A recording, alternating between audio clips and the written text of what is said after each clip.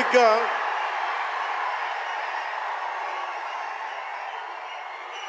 ఒక 2 సంవత్సరాల క్రితం భీమ్లా నాయక్ రిలీజ్ అయినప్పుడు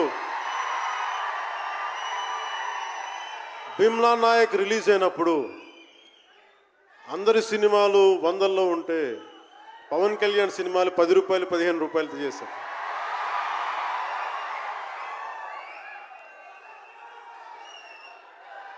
నేను ఒకటే చెప్పాను ఆ రోజున, మనల్ని ఎవడు రాపేది.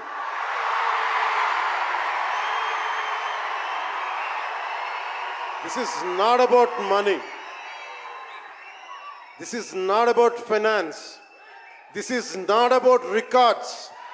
This is about damn guts. This is about damn courage.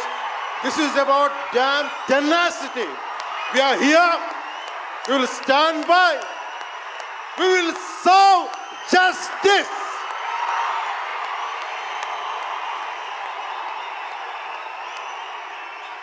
Pawan Kalyan ఎప్పుడు రికార్డుల కోసం ప్రయత్నం చేయాల. Reluctant actor. మా బ్రహ్మానందం గారు చెప్పినట్టుగా నేనేం కోరుకోలే, నేను ఒక యాక్టర్ అవ్వాలని కోరుకోలే, సగటు మనిషిగా బతుకుదామన్న ఒక్క ఆలోచన తప్ప నాలో ఏం లేదు. అలాంటిది నేను పొద్దున ప్రెస్ మీట్లో రతన్ గారి గురించి మాట్లాడాను. ఇప్పుడు మీకోసమే మాట్లాడతాను, నా అభిమానుల కోసం. ఈరోజు నేను ఇక్కడ నిల్చున్నాను, పడి లేచాను, పడుతూనే ఉన్నాను, లేస్తూనే ఉన్నాను. దానికి కారణం ఒకరే, మీరే.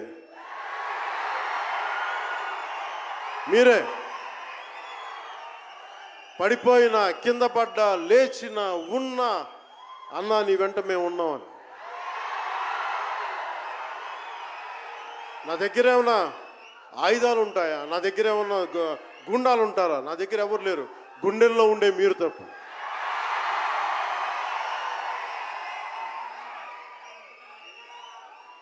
దాదాపు నేను 96లో నా మొదటి సినిమా అకడమిక్ అబ్బాయి. ఇది 2025 అంటే ఆల్మోస్ట్ 29 to 30 years. అంటే దాదాపు 29-30 సంవత్సరాలు నేను చిత్ర పరిశ్రమకి వచ్చి. ఎలా ఉంది అంటే నాకే తెలియదు, అలా కాలం ఇట్లా అయిపోయింది. కానీ కొంత వయసు పెరిగిందేమో కానీ గుండెల్లో చావు ఇంకా చావాలకే బతికాం. ఇక్కడే సభలో గబ్బర్ సింగ్ సినిమాకి మహబూబ్ నగర్ నుంచి వచ్చిన ఒక యువకుడి గురించి చెప్పాను, మన అభిమానుల్లో ఒకటి గురించి చెప్పాను.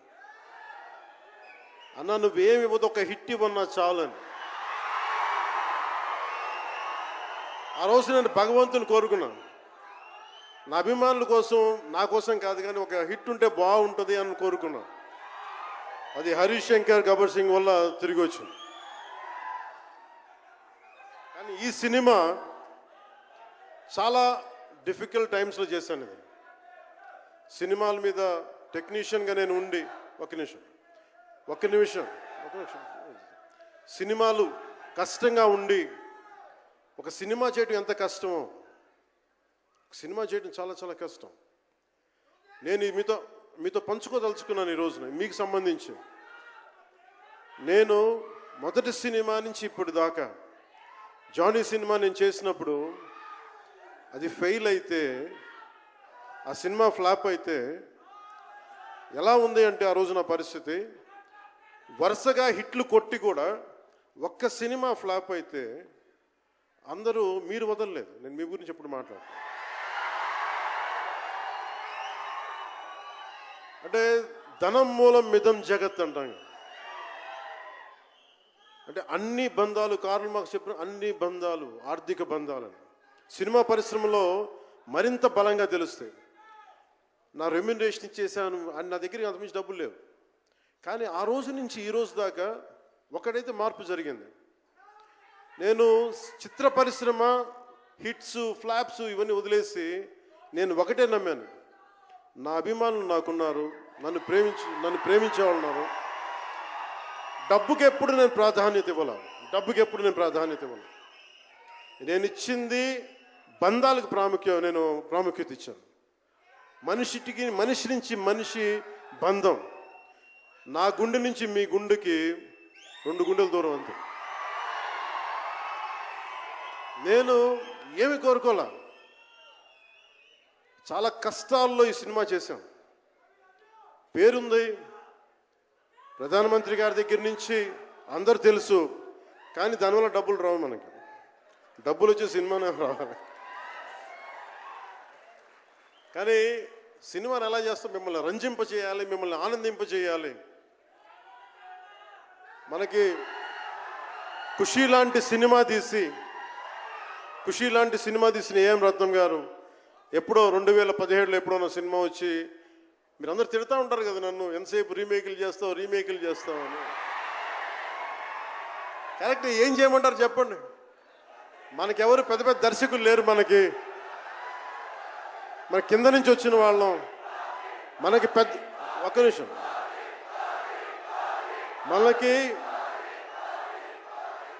మన సినిమాల్ని చెప్తున్నా, ఓజీ సంతోషం, ఇది వీరా, మీకు ఈ సినిమా గురించి చెప్తాను మీకు. అంటే మనకి దర్శకులు ఎవరు లేరు. నన్ను అందరూ కూడా ఈ రీమేక్ చేస్తే వీడితో పని అయిపోతే డబ్బులు వస్తాయి, వీడికి రీమేక్ చేస్తే డబ్బులు వస్తాయి. మధ్యలో నేను చేసిన పాపం వల్ల ఒక ఫ్లాప్ తీసాను అంతే. ఆ ఫ్లాప్ తర్వాత నా గ్రిప్ రాలే మళ్ళీ ఫిల్మ్ ఇండస్ట్రీలో. మళ్ళీ నాకు నిలబడింది ఒక త్రివిక్రమ్ శ్రీనివాస్ నిలబడ్డాడు నా కోసం. ఆయన ఎవరో కూడా తెలియదు నాకు. ఎవరన్నా సక్సెస్లో వెతుక్కొని వస్తారు, అపజయాల్లో వెతుక్కొని వచ్చిన నా మిత్రుడు, ఆత్మ బంధువు త్రివిక్రమ్ శ్రీనివాస్ వచ్చి అప్పుడు జలసా తీశారు. కష్టాల్లో ఉన్నప్పుడు లేదు, అడ్వర్సిటీ రివీల్స్ ట్రూ క్యారెక్టర్ అంటారు. కష్టాల్లో ఉన్నవాడే వచ్చినప్పుడు స్నేహితుడు. అలాంటి స్నేహితుడు నాకు భగవంతుడు త్రివిక్రమ్ శ్రీనివాస్ ద్వారా వచ్చాడు. అలాగే ఎందుకు రీమేక్స్ చేశాను మీకు ఉంటుంది కదా. నా పార్టీని ఎవడు నడుపుతాడు? కొత్త కథలు తీస్తే ఎప్పుడో వెళ్ళిపోద్ది. నా భార్యని కానీ నా పిల్లల్ని కానీ ఎవరు పోషిస్తారు? నేనే పోషించుకోవాలి, దానికి డబ్బులు కావాలి, పార్టీ నడపాలి. వీటన్నిటికీ రీమేక్ అనేది నాకు కొంచెం ఈజీ దారైంది. సొంత సినిమాలు కొత్త సినిమాలు చేయలేక కాదు, వేరే దారి లేక. నాకు దేశం పిచ్చి, సమాజ బాధ్యత పిచ్చి, సినిమా మీద ఉన్న కరెక్టే. నేనంటే మీకు పిచ్చి. అలాంటి నేను ఒక మంచి సినిమా రావాలని కోరుకుంటే అది రత్నం గారి ద్వారా వచ్చింది. కోరుకున్నాడు ఆయన, నీతోటి ఒక బలమైన సినిమా తీయాలని. ఏదో ఆయన కూడా ముందు రీమేక్ వచ్చారు, అవి అటు ఇటు తిరిగి యాక్చువల్గా క్రిష్ గారి వల్ల ఈ సినిమా వచ్చింది. ముందు జాగర్లమూడి క్రిష్ గారికి మనందరం ముందుగా కరతాళ ధ్వనుల ద్వారా చాలా బలంగా తెలియజేయాలి. ఆయన ఒరిజినల్ ఫౌండేషనల్ వర్క్ మీద ఇది ముందు. వ్యక్తిగత కారణాలు, కొన్ని ప్రొఫెషనల్ రీజన్స్ వల్ల మధ్యలో ఆయన వెళ్ళిపోవాల్సి వచ్చింది. ఈ సినిమాకి 2 కరోనా ఇది వచ్చినాయి, 2 కరోనా వేవ్స్ కొట్టినాయి. దాని మధ్యలో నలిగిపోయింది సినిమా. అలాంటి సమయంలో ఒక ఆస్కర్ విన్నర్ ఎక్కడో మనం ఆంధ్రప్రదేశ్లో చిన్న బడ్జెట్లో సినిమా తీస్తే మన బడ్జెట్స్ ఎంత ఉంటాయి? 10 కోట్లు 15. అలాంటి సినిమాల నుంచి సంగీత దర్శకత్వం వహించి మనం పెట్టే నాటు నాటు నాటు అనే పాట ప్రపంచమంతా ఉర్రూతో లూగిస్తుంది అనేది తెలియజేశారు కీరవాణి గారు. అలాంటి కీరవాణి గారు నేను ఈ సినిమాని ఎన్నిసార్లు చేసే పరిస్థితుల్లో నిజంగా ప్రతిసారి నాకు నిరుత్సాహం ఉండేది. నాకు తెలుస్తూ ఉంటుంది కదా, నిస్పృహ వచ్చినప్పుడల్లా ఆయన ఏదో ఒక ట్రైలర్ రిలీజ్ అయ్యేది, ఆయన మ్యూజిక్ చూస్తే మళ్ళీ ఒక ఉత్సాహం వచ్చేది, ఒక ప్రాణవాయువు నింపేది. సార్ ఈ సినిమాకి ఈ రోజున ఇంత బలంగా ఆత్మవిశ్వాసంతో ఉన్నామంటే you are the hero sir, you are the true hero sir for us. Without కిరవాణిజీస్ music this is not Harihara Veeramallu. ఈరోజు హరిహర వీరమల్ బలంగా ఉంది అంటే it's only the dedication and the kind of effort he has put into the film is truly commendable and truly admirable, sir. We are truly grateful to you, sir. మధ్యలో వారి నాన్నగారిని కోల్పోయి ఆ సమయంలో కూడా మనస్ఫూర్తిగా ఆయనకి ఆ బ్యాక్గ్రౌండ్ స్కోర్ ఇచ్చినందుకు, సొంత తండ్రిని కోల్పోయి ఇచ్చినందుకు మరోమారు వారికి ప్రత్యేకంగా కీరవాణి గారి టీంకి, కీరవాణి గారి గాయకులకి, వారి రికార్డింగ్ టీంకి, వారి ఇంజనీరింగ్ డిపార్ట్మెంట్కి, ప్రతి ఒక్కరికి నా హృదయపూర్వక ధన్యవాదాలు.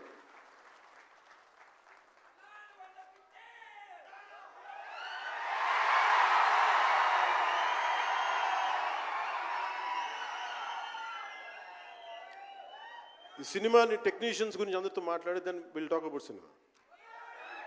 జ్యోతి కృష్ణ నాకు ఖుషీ టైం నుంచి లండన్లో చదువుకొని వచ్చాడు, film making course as a director. ఆయన సినిమాని చాలా బాగా హ్యాండిల్ చేశారు. ఎలా ఈ పరిస్థితులు ఎవరు చేయగలరు అనుకుంటా ఆయన స్టెప్ ఇన్ అయ్యి ఒక తండ్రికున్న విజన్కి కొడుకు సారథ్యం వహించి తండ్రి కొడుకుల తాలూకు ఇది ఎఫర్ట్ ఈ సినిమా ఇది. సో మనస్ఫూర్తిగా జ్యోతికృష్ణ గారికి, రత్నం గారికి మరోమారు నా ధన్యవాదాలు చెప్తా ఉన్నాను. అలాగే ఈ సినిమాని ప్రారంభించినప్పుడు జ్ఞానశేఖర్ గారి కెమెరామెన్, ఆయనకి నా మనస్ఫూర్తిగా కృతజ్ఞతలు. అసలు ఈ సినిమాని ఇంత రికార్డ్ బ్రేకింగ్ స్థాయిలో మీ అందరికీ తెలుసు కదా, మీరు ఎంతసేపు ఓజీ ఓజీ ఓజీ అంటారు. నా సినిమానే ఓజీ బయట వాళ్ళ సినిమా కాదు కదా, మన సినిమానే కదా. కానీ హరిహర వీరమల్లుకి ప్రాణం పెట్టిన ఇంకొక వ్యక్తి ఉన్నారు, ఆయన మనోజ్ పరమహంస. అంటే నాకు టైము నేను రోజు చెప్పాను 2 గంటలు ఇస్తానని చెప్పాను. నేను అడ్మినిస్ట్రేటివ్ నా దగ్గర ఉంది, ఈశ్వర్ ఖండ్రే గారిలాగా నేను కూడా ఫారెస్ట్ మినిస్టర్, దాంతోపాటు పంచాయతీ రాజు ఉంది. వీటన్నిటి మధ్యలో నేను ఇవ్వగలిగేది 7 నుంచి 9 2 గంటలు ఇస్తాను, మీకు ఏం చేస్తుంటారో చేసుకోండి. వారానికి 5 రోజులు ఇచ్చాను. ఈ 5 రోజుల్లో దాన్ని చాలా పగడ్బందీగా ప్లాన్ చేసి మంగళగిరిలో ఉన్న జనసేన పార్టీ ఆఫీస్ నుంచి 2 గంటలు ఒక కూతవేటు దూరంలో ఉన్న నా సన్నిహితులు, నా మిత్రులు రమేష్ లింగంనేని గారి మిడ్ వ్యాలీ స్టూడియో, వాళ్ళ స్థలం ఉంటే దాన్ని మిడ్ వ్యాలీ స్టూడియోస్గా మార్చేసి అక్కడే సెట్స్ చేసాం. మొత్తం మేజర్ వర్క్ అక్కడే చేసి దాని స్పెషల్ ఎఫెక్ట్స్ చేసాం. ఇలాంటివన్నీ సహకరించినందుకు చేయగలిగిన సత్తా ఉన్న మనోజ్ పరమహంస గారికి